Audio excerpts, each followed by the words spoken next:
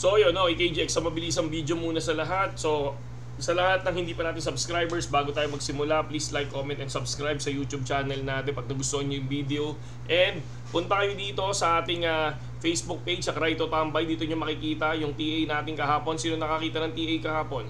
So ayan, kung mapapansin nyo, nag-post muna ako, no? For me, next support is 67,000, no? Next support is 68,600. So possible, ito yun, hindi pa nangyayari yung sakuna mga lodi, itong area na to.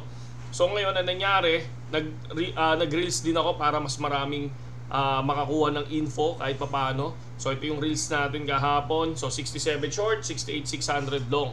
So ayan. So ngayon, ang nangyari, nag-drop ang value ng BTC. Ngayon, nasa 63,400. Pero bumagsak yan. Muntik na makuha yung 60,000 na sinasabi natin. So far, nandito tayo ngayon sa support na 62,900. Ito yung big support ko ngayon is 62,900. Bakit? So na-break na tong 64,700. Possible ito kasi ito yung tawag natin na break. So nalaglag siya na ganyan. Dito sa 62,900 rejected, pero dito sa 64,700 break na siya, no? Dahil nandito na yung isang candle natin. Ito, tong candle na to. Okay?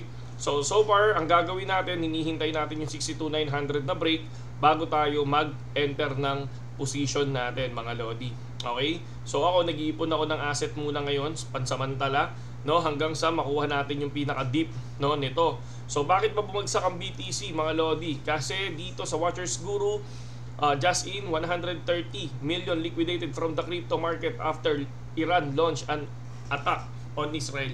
Ang dami nagsasabi na bear market na ba? So for me, 73,000 to 60,000. So 13,000 difference.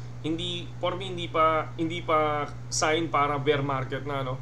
Ako, ang sign ko para sa bear market pag nag-55 eh. Pag nag-55k, sa laki noon, no? 23 USDT. So almost